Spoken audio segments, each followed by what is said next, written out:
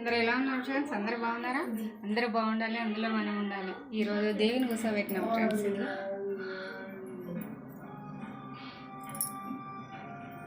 అమ్మవారి దీపం కూడా వేసినాం ఫ్రెండ్స్. 9 days ఇట్లనే ఉండాలి ఈ దీపం. ఇప్పుడే పూజ అయింది ఫ్రెండ్స్. ఈవినింగ్ 6కి వేసినాం దీపం.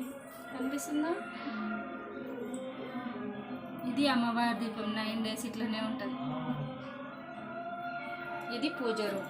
ప్రతి సంవత్సరం ఇట్లనే వేసాం ఫ్రెండ్స్ మేము. చాలా బాగుంది కదా.